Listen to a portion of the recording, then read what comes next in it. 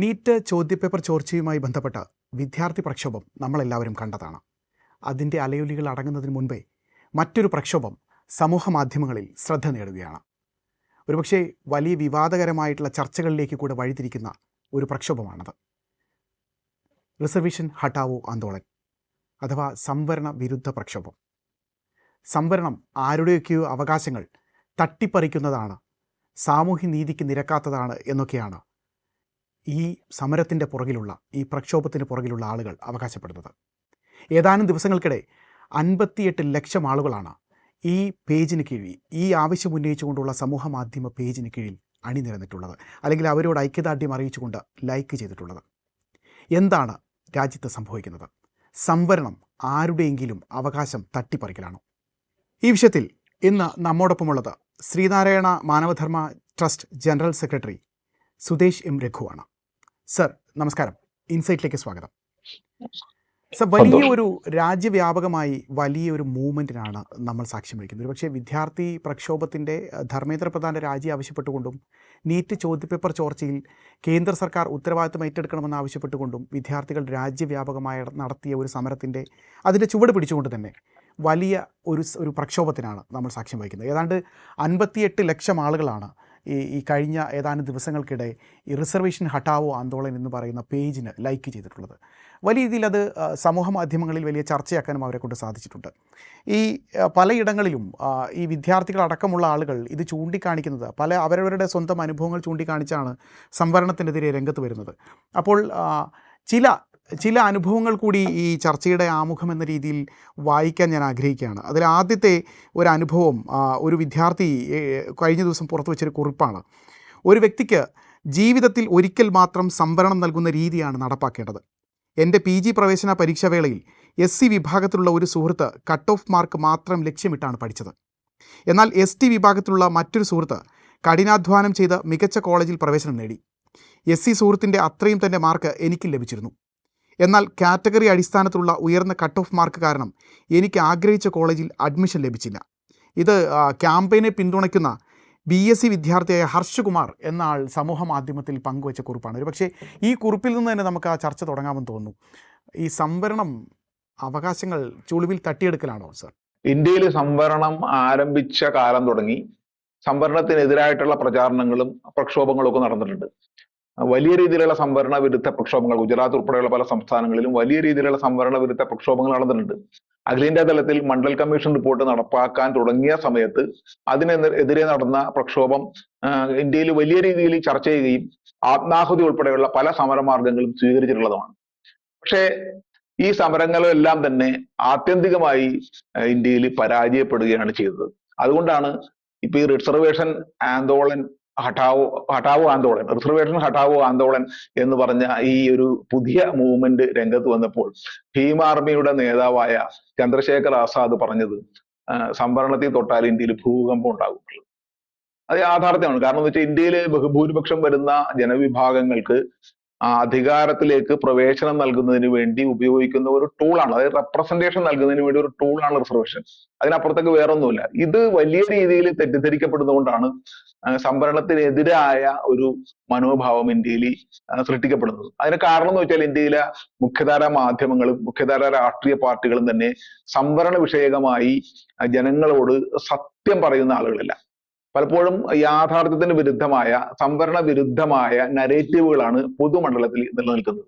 അപ്പൊ സാധാരണക്കാരായ മനുഷ്യർ വരെ, സംവരണം വാങ്ങിക്കൊണ്ടിരിക്കുന്ന ആളുകൾ വരെ സംവരണത്തെ സംബന്ധിച്ച് എന്തോ മോശം കാര്യമാണ്, ചീത്തക്കാര്യമാണ് എന്ന രീതിയിലേക്കുള്ള ഒരു നിഗമനത്തിലേക്ക് എത്താൻ സാധ്യതയുണ്ട്. അങ്ങനെ എത്തിയിട്ടുമുണ്ട്. ഇന്ത്യയിൽ വാസ്തവത്തിൽ ബ്രിട്ടീഷ് ഭരണകാലഘട്ടത്തിൽ തന്നെ ഇന്ത്യയിൽ സംവരണമുണ്ട്. പട്ടികജാതി പട്ടികവർഗക്കാർക്ക് 1925 മുതൽ പട്ടികജാതി പട്ടികവർഗ സംവരണമുണ്ട്. ഇന്ത്യ സ്വതന്ത്രം ആകുന്നതിന് മുൻപ് തന്നെ ഇന്ത്യയിലെ പല നാട്ടുരാജ്യങ്ങളിലും, മൈസൂരിലും മദ്രാസിലും കേരളത്തിലെ തിരുവിതാംകൂർ, കൊച്ചി, മലബാർ തുടങ്ങിയുള്ള നാട്ടുരാജ്യങ്ങളിലെല്ലാം തന്നെ സംവരണം നടപ്പാക്കിയിട്ടുണ്ട്. ഈ സംവരണം നടപ്പാക്കണമെന്ന് ഇന്ത്യയിൽ ആവശ്യപ്പെട്ട് തന്നെ ഇന്ന് സംവരണത്തിന് എതിരെ നിൽക്കുന്ന ചില സമുദായങ്ങളാണ്. വിശേഷിച്ച് ബ്രാഹ്മണര് മൈസൂരിൽ പോലീസിൽ സംവരണം വേണമെന്ന് അവർ ആവശ്യപ്പെട്ടിട്ടുണ്ട്. നായന്മാര്, കേരളത്തിലെ മലയാളി മെമ്മോറിയൽ എന്ന് പറയുന്ന കാര്യം എന്താണ്? നായന്മാർക്ക് സംവരണം നൽകണം എന്നുള്ളതാണ്. ഇവരെല്ലാം ആവശ്യപ്പെട്ടിട്ടുണ്ട്. മാത്രമല്ല ഇപ്പോൾ EWS എന്ന പേരിൽ മുന്നാക്ക വിഭാഗക്കാർക്ക്, സംവരണ വിരുദ്ധർ എന്ന് വിശേഷിപ്പിക്കപ്പെടുന്ന മുന്നാക്ക വിഭാഗക്കാർക്ക് റിസർവേഷൻ ഉണ്ട്. അപ്പൊ വാസ്തവത്തിൽ ഇന്ത്യയിൽ നിന്ന് റിസർവേഷൻ ഇല്ലാത്ത ഒരു വിഭാഗമില്ല. എല്ലാ വിഭാഗക്കാർക്കും റിസർവേഷൻ ഉണ്ട്. ആർക്കാണ് റിസർവേഷൻ ഇല്ലാത്തത്? അപ്പൊ റിസർവേഷൻ ഹഠാവോ ആന്തോളൻ എന്ന് പറഞ്ഞാൽ ആരുടെ റിസർവേഷൻ ഇല്ലാതാക്കണമെന്നാണ് ഈ പറയുന്നത് പട്ടികജാതി പട്ടികവർഗക്കാരുടെയും മറ്റ് പിന്നാക്ക വിഭാഗക്കാരുടെയും പ്രാതിനിധ്യം ഇല്ലാതാക്കണമെന്ന വാദമാണ് ഇവർ പറയുന്നത്. നമ്മൾ മനസ്സിലാക്കേണ്ട ഒരു പ്രധാനപ്പെട്ട കാര്യം, ഇന്ത്യ എന്ന് പറയുന്നത് ഒരു യൂണിയൻ ഓഫ് സ്റ്റേറ്റ്സ് മാത്രമല്ല, അത് യൂണിയൻ ഓഫ് കമ്മ്യൂണിറ്റീസ് കൂടിയാണ്, സമുദായങ്ങളുടെ ഒരു യൂണിയൻ കൂടിയാണ്. അതുകൊണ്ടാണ് ഡോക്ടർ അംബേദ്കർ വട്ടമേശ സമ്മേളനത്തിൽ ബ്രിട്ടീഷ് അധികാരികളോട് വളരെ വ്യക്തമായ രീതിയിൽ ആവശ്യപ്പെട്ടത്, ഇന്ത്യയിൽ നിന്ന് ബ്രിട്ടീഷുകാർ പോകുമ്പോൾ, ഭരണാധികാരം വരുമ്പോൾ തീർച്ചയായും ഇവിടുത്തെ എല്ലാ കമ്മ്യൂണിറ്റികൾക്കും അവർക്ക് അർഹമായ ഡ്യൂ ആൻഡ് അഡിക്വേറ്റ് റെപ്രസെന്റേഷൻ നൽകണമെന്ന്, മതിയായ അർഹമായ പ്രാതിനിധ്യം ഭരണാധികാരത്തിൽ നൽകണമെന്നൊരു ഡിമാൻഡ് അന്ന് മുതലേ ഉണ്ട്. അതിന്റെ ഭാഗമായിട്ടാണ് ഇന്ത്യൻ ഭരണഘടനയിൽ ഈ ജനവിഭാഗങ്ങൾക്ക്, സമുദായങ്ങൾക്ക് പ്രാതിനിധ്യം നൽകുന്നതിനുള്ള വ്യവസ്ഥ ഏർപ്പെടുന്നത്. ഇന്ത്യൻ ഭരണഘടനയുടെ 16(4) വകുപ്പ്, 15(4) വകുപ്പ്, ഈ 2 വകുപ്പുകൾ പ്രകാരമാണ് പട്ടികജാതി പട്ടികവർഗ പിന്നോക്ക വിഭാഗക്കാർക്ക് ഉദ്യോഗ രംഗത്തും വിദ്യാഭ്യാസ രംഗത്തും സംവരണം ഏർപ്പെടുന്നത്. ഞാൻ നേരത്തെ പറഞ്ഞു, സംവരണം ഇന്ത്യൻ ഭരണഘടന വരുന്നതിന് മുമ്പ് പല സംസ്ഥാനങ്ങളിലും ഉണ്ടെങ്കിലും ഭരണഘടന വന്നപ്പോൾ അത് ഭരണഘടനാപരമായ, ഭരണഘടന അനുസൃതമായ ഒരു നിയമമായി രാജ്യത്ത് വന്നു. എന്തിനാ വന്നത്?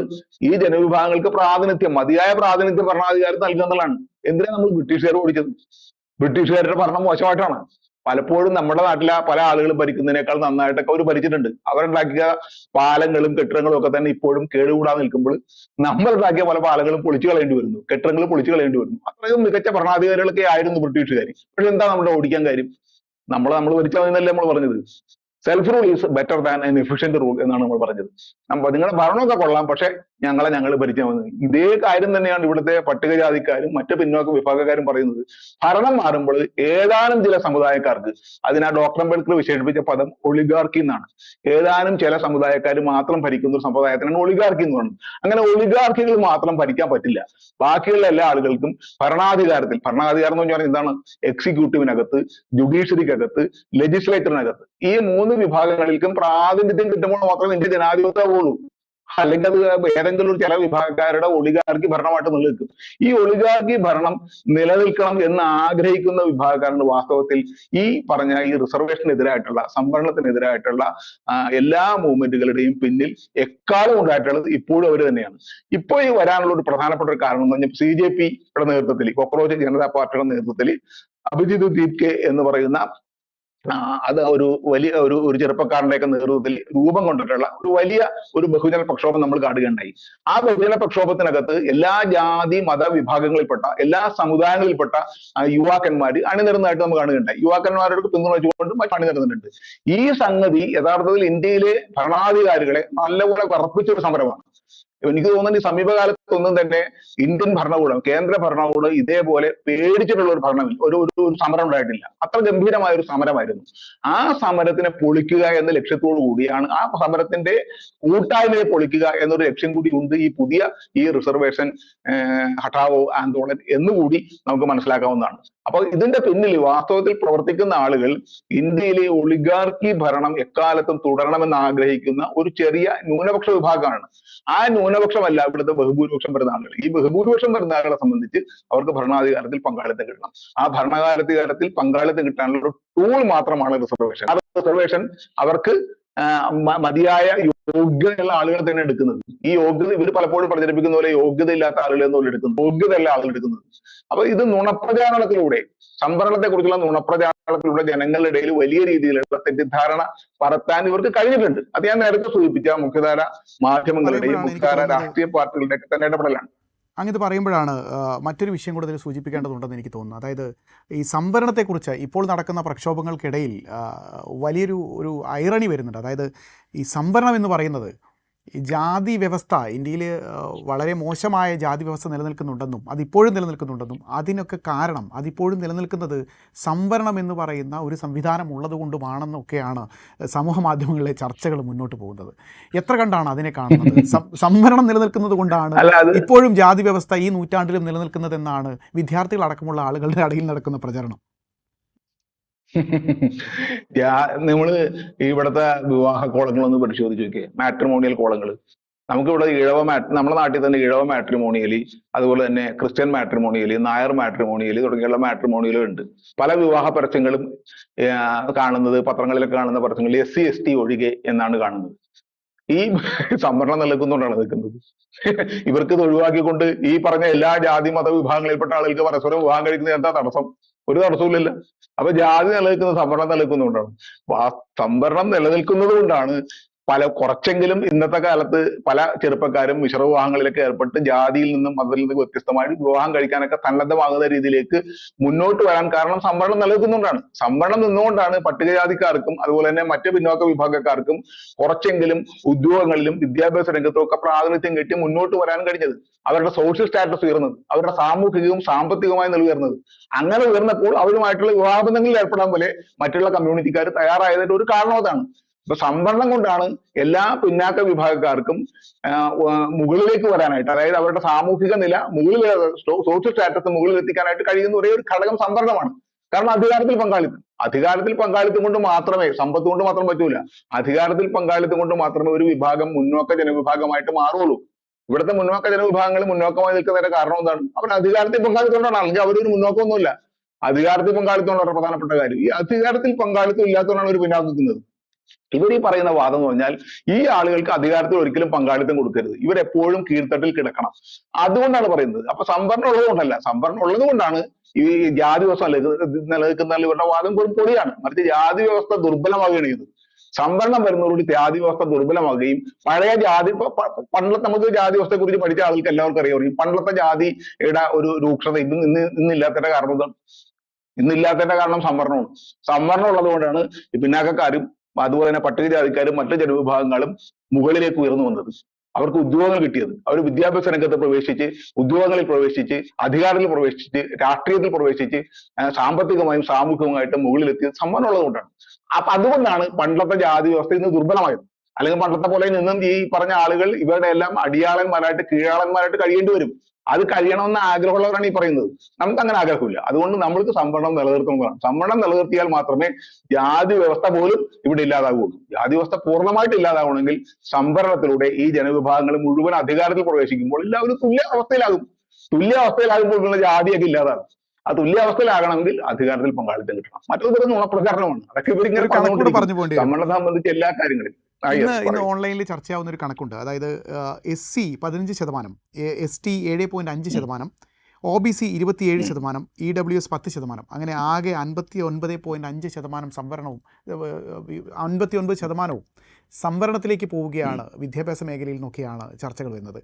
ഇത് ചൂണ്ടിക്കാട്ടിക്കൊണ്ട് തന്നെ വിദ്യാർത്ഥികളടക്കമുള്ള ആളുകൾ പലരും ആവശ്യപ്പെടുന്നത് ഈ സംവരണം സാമ്പത്തിക അടിസ്ഥാനത്തിലേക്ക് നീങ്ങണം, സാമ്പത്തിക അടിസ്ഥാനത്തിലേക്ക് സംവരണം കൊണ്ടുവന്നാലേ സാമൂഹ്യ നീതിക്ക് നിരക്കുന്ന ഒരു സംവിധാനമായി അത് മാറൂ, എല്ലാവർക്കും പ്രാതിനിധ്യം വേണമെന്നാണ്.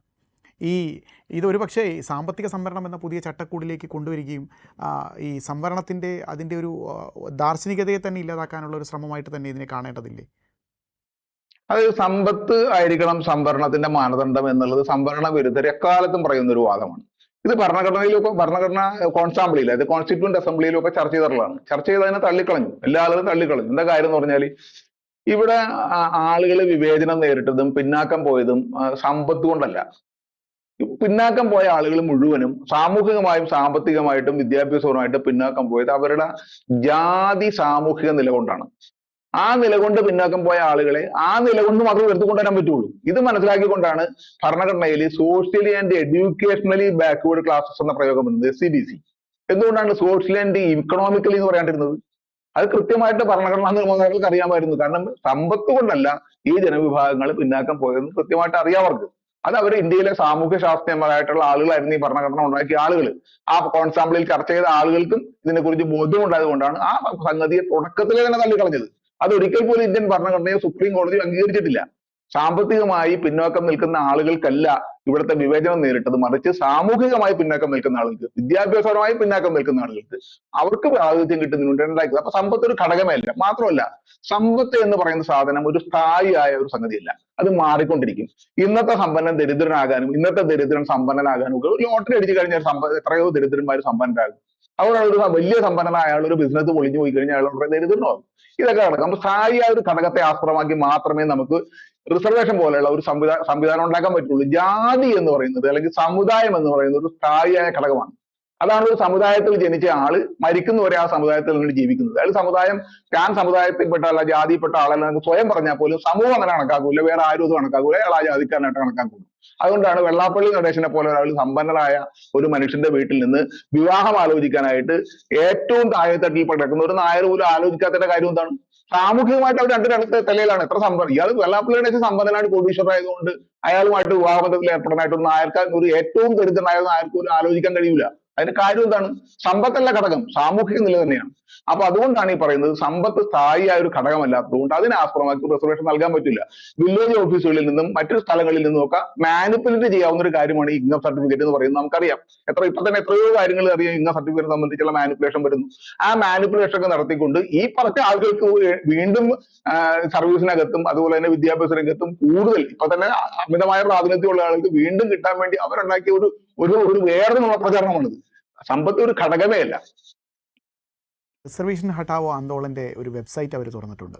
ഈ വെബ്സൈറ്റിൽ ഇപ്പോൾ നമുക്ക് കിട്ടുന്ന ഡാറ്റയ്ക്ക് അനുസരിച്ചാണെങ്കിൽ ഗുജറാത്ത്, ആന്ധ്രാപ്രദേശ്, അതേപോലെ ഈ 3 സംസ്ഥാനങ്ങൾ, ഗുജറാത്തുണ്ട്, ആന്ധ്രാപ്രദേശുണ്ട്, അതേപോലെ മഹാരാഷ്ട്രയുണ്ട്. ഈ 3 സംസ്ഥാനങ്ങളാണ് ഇവരുടെ അംഗത്വം എടുത്ത ആളുകൾ ഏറ്റവും മുന്നിലുള്ളത്. നമുക്ക് കിട്ടുന്ന കണക്കനുസരിച്ച്, ആ വെബ്സൈറ്റിലുള്ള കണക്കനുസരിച്ചാണെങ്കിൽ കേരളത്തിൽ ഏകദേശം 20-ൽ താഴെ ആളുകൾ മാത്രമാണ് ഈ സംഘടനയിലെ അംഗത്വം എടുത്തിട്ട് മുന്നോട്ട് വന്നിട്ടുള്ളത്.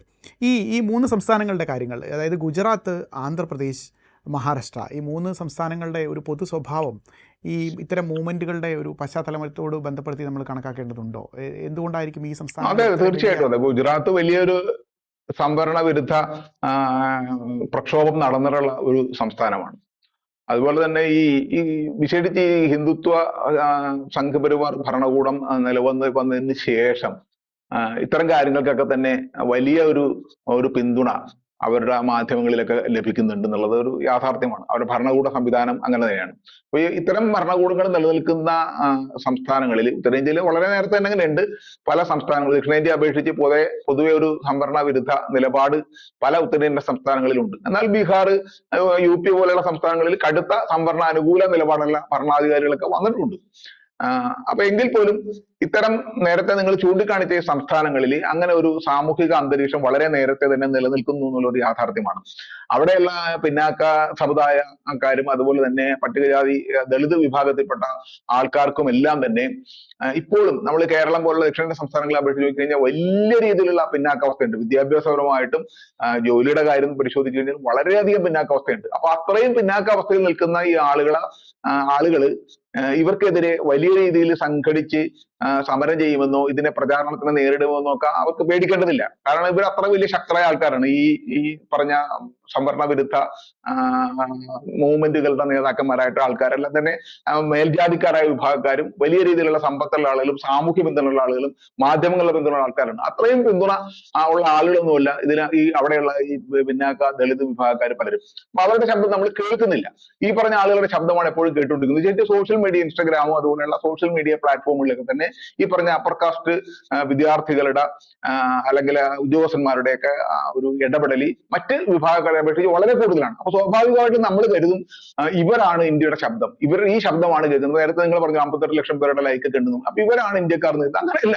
ഇവിടുത്തെ ജനങ്ങൾ, അതാണ് ഭീമാർബിയുടെ നേതാവ് പറഞ്ഞു, ഇവിടുത്തെ ജനങ്ങൾ അങ്ങനെയല്ല. ഇവിടുത്തെ ജനങ്ങൾ ഇത് താഴോട്ടിറങ്ങുമ്പോൾ, ഈ ഒരു പ്രക്ഷോഭം ജനമധ്യത്തിലേക്ക് വരുമ്പോൾ വലിയ രീതിയിലുള്ള എതിർപ്പ് നേരിടേണ്ടി വരും. കാരണം ഇവിടുത്തെ ബഹുഭൂരിപക്ഷം വരുന്ന ജനങ്ങളുടെ മനുഷ്യാവകാശത്തിന് തൊടുന്ന കാര്യമാണിത്. അത് അവര് അതിനെതിരെ ശക്തമായ രീതിയിൽ തന്നെ അവർ പ്രതികരിക്കുന്ന കാര്യത്തിൽ യാതൊരു സംശയവുമില്ല. ഇന്ത്യയുടെ ചരിത്രം അതാണ് സൂചിപ്പിക്കുന്നത്. ഇവർ എത്രത്തോളം വലിയ രീതിയിൽ ഇത് നുണപ്രചരണം നടത്തിയാലൊന്നും അതൊന്നും വിജയിക്കാൻ പോണില്ല എന്ന് എനിക്ക് പറയാനുള്ളൂ.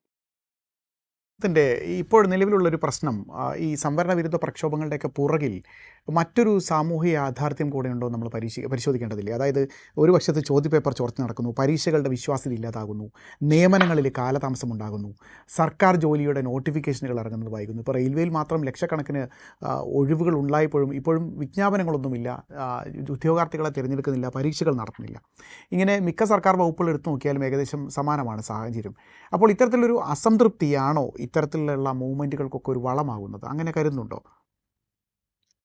അതായത് അസംതൃപ്തി യുവാക്കളുടെ ഇടയിൽ വലിയ രീതിയിലുള്ള അസംതൃപ്തി ഉണ്ടെന്നുള്ള യാതൊരു സംശയമില്ല. കാരണം അത് നമ്മുടെ ഈ നേരത്തെ സമരത്തിന്റെ ഈ CJP-യുടെ സമരത്തിന്റെ പിന്നിലും അസംതൃപ്തി ഉണ്ട്. വെറും ഒരു നീറ്റ് ചോദ്യപേപ്പർ ചോർച്ച മാത്രമല്ല, വലിയ രീതിയിലുള്ള തൊഴിലില്ലായ്മ, വിദ്യാഭ്യാസം ചെയ്യുന്നതിനുള്ള അവസരക്കുറവ് തുടങ്ങിയുള്ള നിരവധിയായ ഘടകങ്ങൾ ഈ യുവാക്കന്മാരെയും വിദ്യാർത്ഥികളൊക്കെ നേരിടുന്നുണ്ട്.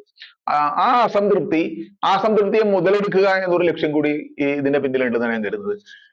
ഇവിടെ തൊഴിൽ സൃഷ്ടിക്കുക എന്നുള്ളത് നമ്മൾ മനസ്സിലാക്കേണ്ട കാര്യം, സർക്കാർ സർവീസ് എന്ന് പറയുന്നത് ഒരു വലിയൊരു തൊഴിൽ മേഖലയാണെങ്കിലും അത് വളരെ ചെറിയ ഒരു ജനവിഭാഗത്തിന്, വളരെ കുറഞ്ഞൊരു ശതമാനം ജനവിഭാഗത്തിന് മാത്രം കിട്ടുന്ന ഒരു കാര്യമാണ്. ബാക്കി ബഹുഭൂരിപക്ഷം ആളുകൾക്ക് മറ്റു തൊഴിലുകൾ തേടേണ്ടി വരും. 90% മേലാണ്, 95% ആളുകളും വേറെ ജോലികളാണ് കിട്ടേണ്ടത്. വെറും 4-5% മാത്രമേ സർക്കാർ സർവീസ് കിട്ടുള്ളൂ. അത്രയേ ഉള്ളൂ. ഇത്രയും ആളുകൾക്ക് 5% ആളുകൾക്ക് മാത്രം തൊഴിൽ കിട്ടി കഴിഞ്ഞുള്ള തൊഴിലില്ലായ്മ പരിഹരിക്കപ്പെടും. തൊഴിലില്ലായ്മ പരിഹരിക്കുന്നതിന് മറ്റു സംവിധാനങ്ങൾ സർക്കാർ ഉണ്ടാക്കുന്നില്ല എന്നാണ് വിഷയം. അതായത് ഇവിടെ സംരംഭകത്വം വളർത്തുന്ന കാര്യത്തിലോ അല്ലെങ്കിൽ സ്വകാര്യ മേഖലയിലായാലും സർക്കാർ പൊതുമേഖലയിലായാലും വലിയ രീതിയിലുള്ള വ്യവസായങ്ങളും മറ്റു തരത്തിലുള്ള സംരംഭങ്ങളും ആരംഭിക്കുന്ന കാര്യത്തിൽ സർക്കാരിന്റെ പിന്നാക്കാവസ്ഥയാണ് കരുതുന്നത്, അല്ലെങ്കിൽ പിന്നോട്ടടിയാണ് കാണുന്നത്. അവരക്കാര്യത്തിൽ യാതൊരു താല്പര്യമില്ല. ഇവിടുത്തെ ബഹുഭൂരിപക്ഷം വരുന്ന ആളുകൾക്ക് തൊഴിൽ നൽകി അവരുടെ സാമൂഹിക സാമ്പത്തിക നില ഉയർത്തണമെന്ന് ഇവിടെ മാറി മാറി വരുന്ന ഭരണാധികാരികൾക്കൊന്നും താല്പര്യമില്ല. അതുകൊണ്ട് ഈ ജനത, ഈ യുവാക്കന്മാരൊക്കെ വലിയ രീതിയിലുള്ള പ്രതിസന്ധി നേരിടുന്നുണ്ട്. അപ്പൊ ഞാൻ പറഞ്ഞു വരുന്നതാണ്, സർക്കാർ സർവീസ് എന്ന് പറയുന്ന ഒരു മാത്രത്തെ കേന്ദ്രീകരിച്ചുകൊണ്ട് ഈ തൊഴിലില്ലായ്മയെ പരിഹരിക്കാനോ അല്ലെങ്കിൽ അതിന്റെ പ്രശ്നം അല്ലെങ്കിൽ പ്രതിസന്ധി മറികടക്കാനോ കഴിയില്ല എന്നുള്ളതാണ്. സർക്കാർ സർവീസ് എന്ന് പറയുന്നത് വളരെ ചുരുങ്ങിയ ആളുകൾക്ക് മാത്രം ജോലി കിട്ടുന്ന ഒരു വിഭാഗമാണ്. പക്ഷെ ഇവിടുത്തെ ഒരു അപ്പർ കാസ്റ്റ് എന്ന് പറയുന്ന അല്ലെങ്കിൽ മേൽജാതിക്കാർ എന്ന് വിളിക്കപ്പെടുന്ന ആളുകളുടെ ഒരു പ്രിവിലേജ് എന്ന് പറയുന്നത് അവർ സർക്കാർ സർവീസ് അവർക്ക് മാത്രമുള്ള ഒരു അവകാശമായിരിക്കണം, കുത്തകയായിരിക്കണം. അല്ലെങ്കിൽ ഉന്നത വിദ്യാഭ്യാസം എന്ന് പറയുന്ന അവർക്ക് മാത്രമുള്ള ഒരു അവകാശമായിരിക്കണം, കുത്തകയായിരിക്കണം എന്ന് അവർ ജന്മനാ തന്നെ കരുതുന്നുണ്ട്. അവരുടെ വീട്ടിലെ അന്തരീക്ഷവും അവരുടെ സാമൂഹിക അന്തരീക്ഷവും കൊണ്ട് അവരങ്ങനെ സ്വയം കരുതുന്നുണ്ട്. അങ്ങനെ കരുതുന്നതുകൊണ്ട് അതിനകത്തേക്ക് വേറെ ആളുകൾ ആരും തന്നെ പ്രവേശിക്കരുത് എന്നിവർ ആത്മാർത്ഥമായിട്ട് കരുതുന്നുള്ളതാണ്. അതിന്റെ ഭാഗമായിട്ടുള്ള ഒരു പ്രശ്നമാണത്. യഥാർത്ഥത്തിൽ ഇവർ ഈ ജനാധിപത്യത്തിലും അതുപോലെ മാനുഷികതയിലും മനുഷ്യാവകാശത്തിലും ഒന്നും വിശ്വസിക്കുന്ന ഒരു ജനവിഭാഗമായിട്ട് ഞങ്ങൾക്ക് കരുതുന്നില്ല. അങ്ങനെയാണെങ്കിൽ മറ്റു ജനവിഭാഗങ്ങൾ, ഇവരുടെ ഒപ്പം തന്നെയുള്ള മറ്റു ജനവിഭാഗങ്ങളെയും അവർക്കും കൂടി അവകാശം നൽകുമ്പോൾ മാത്രമേ ഇതൊരു ജനാധിപത്യം, ശരിയായ രീതിയിലുള്ള ജനാധിപത്യമാകുമെന്ന് അവർ തിരിച്ചറിയും. അവരത് പഠിപ്പിക്കേണ്ട ബാധ്യതയുള്ള ആളുകളാരാണ്? ഇവിടുത്തെ രാഷ്ട്രീയ പാർട്ടികളും ഇവിടുത്തെ മുഖ്യധാരാ മാധ്യമങ്ങളും അവരൊന്നും ചെയ്യുന്നില്ല. കാരണം ഈ രാഷ്ട്രീയ പാർട്ടികളുടെയും മുഖ്യധാരാ മാധ്യമങ്ങളുടെയും നേതൃത്വത്തിൽ ഇരിക്കുന്ന ആളുകളും ഇതേ തരത്തിലുള്ള സംവരണത്തെ സംബന്ധിച്ചുള്ള തെറ്റായ കാഴ്ചപ്പാട് വെച്ചു പുലർത്തുന്ന ആളുകളാണ്, അല്ലെങ്കിൽ അവരുടെ ജാതി താല്പര്യങ്ങൾക്ക് അനുഗുണമായ താല്പര്യങ്ങൾ വെച്ചു പുലർത്തുന്ന ആളുകളാണ്. കുറിച്ച് പറയുമ്പോഴേ പലപ്പോഴും നമ്മുടെ വിദ്യാർത്ഥികൾ അല്ലെങ്കിൽ നമ്മുടെ എഡ്യൂക്കേറ്റഡ് ഫ്രട്ടേണിറ്റിയിൽ പോലും പല തെറ്റിദ്ധാരണകളുണ്ട്. പല ആളുകളും തമാശയ്ക്കെങ്കിലും പറയുന്നതൊക്കെ നമ്മൾ കേൾക്കാറുണ്ട്. സംവരണം ഇല്ലാത്തത് കൊണ്ട് എനിക്ക് ജോലി കിട്ടിയില്ല എന്ന് പല അപ്പർ കാസ്റ്റ് വിഭാഗത്തിൽപ്പെട്ടിട്ടുള്ള ഉദ്യോഗാർത്ഥികളും വിദ്യാർത്ഥികളും ഒക്കെ പല ആളുകളും ഇത്തരത്തിൽ പറയുന്നത് നമ്മൾ കേട്ടിട്ടുണ്ട്. അല്ലെങ്കിൽ അവന് ജോലി കിട്ടിയത് സംവരണമുള്ളത് കൊണ്ടാണ് എന്നുള്ള രീതിയിൽ പരാമർശങ്ങൾ നമ്മൾ പൊതുവെ കേൾക്കാറുള്ളതാണ്. കേരളത്തിൻ്റെ സാമൂഹിക രംഗത്ത് ഇത്തരം പരാമർശങ്ങൾക്ക് ഒരു പഞ്ഞവുമില്ല എന്ന് വേണമെങ്കിൽ പറയാം. ഈ നമ്മുടെ ചരിത്ര പഠനത്തിൽ വലിയ രീതിയിലുള്ള ചില പിശകുകൾ കാലക്രമേണ കടന്നുകൂടിയിട്ടുണ്ടോ? ഈ സംവരണത്തിൻ്റെ ഒരു സാഹചര്യം ഏത് തരത്തിലാണ് ഉളവെടുത്തത്? ഏത് തരത്തിലാണ് നമ്മൾ സംവരണം കൊടുക്കേണ്ട സാഹചര്യം ഉണ്ടായത്? ഇത്തരമുള്ള കാര്യങ്ങൾക്കൊക്കെ അപ്പുറത്തേക്ക് നമ്മുടെ ചരിത്രത്തെ നമ്മൾ വേർപെടുത്തുകയും മറ്റൊരു രീതിയിൽ ചരിത്രത്തെ അപകീർത്തിക്കുകയും ചെയ്തതിൻ്റെ ഫലം കൂടിയല്ലേ ഇപ്പോൾ നമ്മൾ ഈ അഭിമുഖീകരിക്കുന്ന ഈ പ്രശ്നം? മറ്റൊരു ചോദ്യം എനിക്കുള്ളത്, ഇതേപോലെ തന്നെ നമ്മുടെ കാസ്റ്റ് സ്റ്റഡീസ്, സോഷ്യൽ ജസ്റ്റിസ് വിഭാഗം എന്നീ വിഭാഗങ്ങൾ ഒരുപക്ഷെ നമ്മുടെ അക്കാദമിക് സംവിധാനത്തിൻ്റെ ഭാഗമാക്കാൻ ഇനിയെങ്കിലും നമ്മൾ തയ്യാറാവേണ്ടതില്ലേ? കുറച്ചുകൂടി സുതാര്യമായ രീതിയിൽ, ഇപ്പോൾ ഇല്ല എന്നല്ല, കുറച്ചുകൂടി സുതാര്യമായ രീതിയിൽ കൊണ്ടുവരേണ്ടതില്ലേ? തീർച്ചയായും. ഞാനത് ആദ്യമേ സൂചിപ്പിച്ചൊരു കാര്യമുണ്ടല്ലോ, ആ കാര്യം തന്നെയാണ് നിങ്ങൾ പറഞ്ഞത്. ഇന്ത്യയിലെ പാഠപുസ്തകങ്ങളിൽ, ടെക്സ്റ്റ് പുസ്തകങ്ങളിൽ സംവരണം പഠിപ്പിക്കേണ്ടതാണ്. എല്ലാ ടെക്സ്റ്റ് പുസ്തകങ്ങളിലൂടെ സ്കൂൾ തലത്തിൽ തന്നെ സംവരണം എന്താണ്, എന്തിനാണ് തുടങ്ങിയുള്ള കാര്യങ്ങൾ ടെക്സ്റ്റ് പുസ്തകങ്ങളിൽ പഠിപ്പിക്കേണ്ടതാണ്. അങ്ങനെ പഠിപ്പിച്ചിട്ടില്ല. അങ്ങനെ പഠിപ്പിക്കാത്തതിന്റെ കുറവാണ് ഇവിടെ ഉള്ളത്. അങ്ങനെ പഠിപ്പിക്കാത്തതിന്റെ താല്പര്യം എന്താണെന്ന് ഞാൻ പറഞ്ഞില്ലേ. കാരണം ഈ ഭരണകൂട സംവിധാനം ഒരു ഒളിഗാർക്കി എന്ന് പറഞ്ഞ വിഭാഗത്തിന്റെ, പാർട്ടികൾ മാറി ഭരിക്കുന്നുണ്ടാവും, കോൺഗ്രസ് ഭരിക്കുന്നുണ്ടാവും, BJP ഭരിക്കുന്നുണ്ടാവും, മറ്റാരെങ്കിലും ഒക്കെ ഭരിക്കുന്നുണ്ടാവും. ഈ പാർട്ടികൾ മാറി ഭരിച്ചാലും ഭരിക്കുന്ന ആളുകൾ ഏതാനും ചില സമുദായക്കാർ മാത്രമാകുമ്പോൾ സ്വാഭാവികമായും അവരുണ്ടാക്കുന്ന ടെക്സ്റ്റ് പുസ്തകങ്ങളും അവരുടെ താല്പര്യങ്ങൾക്കനുസരിച്ച് ആയിരിക്കും എന്നുള്ളതിന്റെ തെളിവാണ് സംവരണം എന്നൊരു വിഷയം ഇവിടുത്തെ ടെക്സ്റ്റ് പുസ്തകങ്ങളിൽ ഒരു പാഠമായി വരാത്തതിന്റെ കാരണം. എന്തിനേ അവരെ പറയുന്നു, നിങ്ങൾ കേരളത്തിലെ DC ബുക്സ്, മാതൃഭൂമി പോലെയുള്ള വളരെ പ്രധാനപ്പെട്ട പ്രസാധകര സംഘങ്ങളുടെ ഓൺലൈൻ ബുക്ക് സ്റ്റോറിൽ പോയി നോക്കുക, അവരുടെ അല്ലെങ്കിൽ അവരുടെ ഓഫ്ലൈൻ ബുക്ക് സ്റ്റോറിൽ പോയി നോക്കുക. നിങ്ങൾ സംവരണ വിഷയത്തിൽ നിങ്ങൾക്ക് വല്ല പുസ്തകം കിട്ടും? ഒരു പുസ്തകം കിട്ടൂല. ഇവിടുത്തെ ബഹുഭൂരിപക്ഷം വരുന്ന ആളുകളെ ബാധിക്കുന്ന ഏറ്റവും പ്രധാനപ്പെട്ട ഒരു കാര്യത്തിലേക്ക് ഒരു ടെക്സ്റ്റ് അല്ലെങ്കിൽ ഒരു പുസ്തകം ഈ പ്രസാധകർ ഇറക്കാത്തത് കൊണ്ടാണ്. അപ്പൊ ഇതേമാതിരിയാണ്. അപ്പൊ സ്വകാര്യ മേഖലയിലായി കഴിഞ്ഞാലും സർക്കാർ മേഖലയിലായി കഴിഞ്ഞാലും സംവരണത്തെ സംബന്ധിച്ച് പഠിപ്പിക്കുന്ന ഒരു സംവിധാനം നിലവിലില്ലാത്തത് തന്നെയാണ് അടിസ്ഥാനപരമായ കാരണം. അതുകൊണ്ടാണ് ഇത്തരം വലിയ തെറ്റിദ്ധാരണകൾ ഉണ്ടാകുന്നത്. അപ്പൊ മാർക്ക് കുറഞ്ഞ ആളുകൾക്ക് കൂടുതൽ നിയമനം കിട്ടുന്നു. അങ്ങനെയാണെങ്കിൽ വേറൊരു തമാശ കൂടി ഞാൻ പറയാം. EWS റിസർവേഷൻ വന്നു കഴിഞ്ഞപ്പോൾ നിങ്ങൾക്കറിയാം, കേരളത്തിനകത്തായാലും ഇന്ത്യക്കകത്തായി കഴിഞ്ഞാലും എഞ്ചിനീയറിംഗ്, അതുപോലെ തന്നെ മെഡിക്കൽ പ്രവേശനം തുടങ്ങിയുള്ള വലിയ പ്രൊഫഷണൽ കോഴ്സുകളിൽ വരെ SC ST വിഭാഗക്കാരേക്കാൾ കുറഞ്ഞ മാർക്കുള്ള കട്ട് ഓഫിൽ അതിനേക്കാൾ കുറഞ്ഞ മാർക്കുള്ള EWSകാർക്ക് നിയമനം കിട്ടുന്നുണ്ട്, അല്ലെങ്കിൽ അഡ്മിഷൻ കിട്ടുന്നുണ്ട്. എന്താ ഇവർ അതിനെ കുറിച്ച് പറയാത്തത്? ഇത്രയും നാൾ ഇവർ പറഞ്ഞു കഴിഞ്ഞാൽ ഏറ്റവും കുറഞ്ഞ മാർക്കിന്റെ പട്ടിക, എന്നേക്കാൾ കുറഞ്ഞ മാർക്കുള്ള പട്ടികക്കാരൻ പോയി, എന്നേക്കാൾ കുറഞ്ഞ മാർക്കുള്ള OBCക്കാരൻ പോയി, അവന് നിയമനം കിട്ടി, അവന് അഡ്മിഷൻ കിട്ടി, എനിക്ക് കിട്ടിയില്ല എന്നുള്ളതാണ്. ഇതേ അവസ്ഥയിൽ ഇപ്പൊ EWS വന്നിപ്പോ അപ്പൊ എന്തവർക്ക് പരിഭവമില്ലേ? EWS വന്നിപ്പോ ഇതല്ലേ സംഭവിക്കുന്നത്. റിസർവേഷനകത്ത് ഞാൻ പറഞ്ഞു, റിസർവേഷൻ എന്ന് പറഞ്ഞാൽ ഇങ്ങനെ ഈ രീതിയിൽ മാർക്ക് കുറഞ്ഞവര് കട്ട് ഓഫ് മാർക്ക് ഒന്നും നോക്കേണ്ട ആവശ്യമില്ല. മിനിമം യോഗ്യതയാണ്, മിനിമം അല്ലെങ്കിൽ മാക്സിമം യോഗ്യതയല്ല, മിനിമം യോഗ്യതയുള്ള ആളുകൾ LD ക്ലർക്കായിട്ട് ഒരാൾ വരുന്നു, അല്ലെങ്കിൽ ഒരു MBBS ഒരാൾക്ക് അഡ്മിഷൻ കിട്ടുന്നു. MBBS എന്താണ്? +2 പാസ്സായിരിക്കണം എന്നുള്ളതാണ് അതിന്റെ മിനിമം യോഗ്യത. ആ +2 പാസ്സായ ആൾ MBBS അഡ്മിഷൻ കിട്ടിക്കഴിഞ്ഞാൽ അയാൾ MBBS പഠിച്ച് പാസ്സാകാതെ ഡോക്ടറാകാൻ പറ്റൂല. പകുതി വെച്ച് പഠിച്ചു കഴിഞ്ഞാൽ ഡോക്ടർ, അയാൾ SC കാരനാണെന്ന് പകുതി പഠിച്ചാൽ മതി എന്ന് തീരുമാനിക്കും. അങ്ങനെയല്ല, മുഴുവൻ പഠിക്കണം. OBCക്കാരനായാലും മുഴുവൻ പഠിക്കണം, മുഴുവൻ പഠിച്ച് പാസ്സായാലേ ഡോക്ടറാകുള്ളൂ. ഇത്രേ ഉള്ളൂ. അല്ലാണ്ട് ഈ SC-കാരൻ, മാർക്ക് കുറഞ്ഞ SC-കാരൻ അതിനകത്ത് കയറി കഴിഞ്ഞാൽ അയാൾ പഠിച്ചു കഴിഞ്ഞാൽ അയാൾ ഡോക്ടറായി കഴിഞ്ഞാൽ രോഗികളെല്ലാം മരിച്ചു പോകും, ഓപ്പറേഷൻ ചെയ്ത് കഴിഞ്ഞാൽ രോഗികളൊക്കെ മരിച്ചു പോകും എന്നൊക്കെ പ്രചരിപ്പിക്കേണ്ട കാര്യം ഉദ്ദേശിക്കുന്നത് മാത്രമല്ലേ? അങ്ങനെ സംഭവിക്കുന്നില്ല. അങ്ങനെ സംഭവിക്കണം എങ്ങനെയാണ്? ഈ ആളുകൾ പഠിച്ച് പാസ്സായാൽ മാത്രമേ അവർക്ക് ഡിഗ്രി കിട്ടുള്ളൂ. ഇതാണ് സംഭവം. ഞാൻ പറഞ്ഞു വന്നത് മിനിമം യോഗ്യത മതി, മാക്സിമം യോഗ്യത ഉണ്ട്. എന്താ അങ്ങനെ വെക്കാൻ കാര്യം? ഈ ആളുകളും കൂടി അതിന്റെ പ്രതിനിധികളായി വന്നാൽ മാത്രമേ ഇവിടെ സാമൂഹിക നീതി അല്ലെങ്കിൽ സോഷ്യൽ ജസ്റ്റിസ് എന്നൊരു സംഭവം ഉണ്ടാവുള്ളൂ. അപ്പൊ ഈ സോഷ്യൽ ജസ്റ്റിസ് പഠിപ്പിക്കേണ്ട പാഠപുസ്തകങ്ങളിൽ പഠിപ്പിക്കാത്തതുകൊണ്ട്, സർക്കാർ സംവിധാനത്തിൽ പഠിപ്പിക്കാത്തതുകൊണ്ടാണ് ഈ തെറ്റിദ്ധാരണ നിൽക്കുന്നത്. അപ്പൊ ആ തെറ്റിദ്ധാരണ ഒഴിവാക്കാൻ ബാധ്യതയുള്ള ആളുകൾ നിന്ന് അവർ ചെയ്യുന്നില്ല. അതുകൊണ്ടാണ് റിസർവേഷനെ കുറിച്ച്, റിസർവേഷൻ വാങ്ങുന്ന ഉദാഹരണം പറഞ്ഞാൽ OBC വിഭാഗത്തിൽ ഒരു വലിയൊരു വിഭാഗം, കേരളത്തിൽ തന്നെ ഒരു വലിയൊരു വിഭാഗം റിസർവേഷനെതിരാണ്. വ്യക്തികളുമായിട്ട് സംസാരിക്കുമ്പോൾ ഞാൻ പലപ്പോഴും അനുഭവിച്ചിട്ടുള്ള കാര്യം ഇതാണ്. റിസർവേഷനെതിരാണ്. എന്താ അവർ പറയുന്നത് അറിയാമോ? അവർ പറയുന്നത് പട്ടികജാതിക്കാർക്ക്, പട്ടികവർഗക്കാർക്ക് കിട്ടുന്നതുകൊണ്ട് ഞങ്ങൾക്ക് നിയമനം കിട്ടുന്നില്ല എന്നാണ്, ഞങ്ങൾക്ക് അഡ്മിഷൻ കിട്ടുന്നില്ല എന്നൊക്കെയാണ് അവരും ഈ സവർണ വിഭാഗക്കാരെ പോലെ OBCക്കാരും ഒക്കെ പലരും പറയാറുണ്ട്. അതിന്റെ കാര്യം എന്ന് പറഞ്ഞാൽ, ഈ റിസർവേഷൻ എന്ന് പറയുന്നത് പട്ടികജാതി പട്ടികവർഗ സംവരണവും OBC റിസർവേഷനും തമ്മിൽ അടിസ്ഥാനപരമായ ഒരു വ്യത്യാസമുണ്ട്. പട്ടികജാതി പട്ടികവർഗ സംവരണം എന്ന് പറഞ്ഞാൽ കേന്ദ്രത്തിലായാലും കേരളത്തിലായി കഴിഞ്ഞാലും ഏതാണ്ട് അവരുടെ ജനസംഖ്യക്ക് ആനുപാതികമാണ്. അവരുടെ ജനസംഖ്യ കുറച്ചും കൂടി വർദ്ധിച്ചിട്ടുണ്ട്, അതിനനുസരിച്ച് റിസർവേഷൻ വർദ്ധിപ്പിച്ചിട്ടില്ലെങ്കിലും ഏതാണ്ട് ആനുപാതികമാണ്. പക്ഷേ പിന്നാക്കക്കാരുടെ, OBCക്കാരുടെ റിസർവേഷൻ കേന്ദ്രത്തിൽ നേരത്തെ ആദ്യം നിങ്ങൾ സൂചിപ്പിച്ചു 27%. മണ്ഡൽ കമ്മീഷൻ റിപ്പോർട്ട് വന്നതിന് ശേഷം 27% വരുന്നത്. 93-ന് ശേഷമാണ്. അതിനു മുമ്പ് റിസർവേഷൻ ഇല്ല ഈ OBCക്കാർക്ക്. 2017-ലാണ് വിദ്യാഭ്യാസ രംഗത്ത് വരുന്നത്. അതിനു മുമ്പ് അവർക്ക് ഇല്ല, മുഴുവൻ ഇവർക്ക് മാത്രമേ വരുന്നു.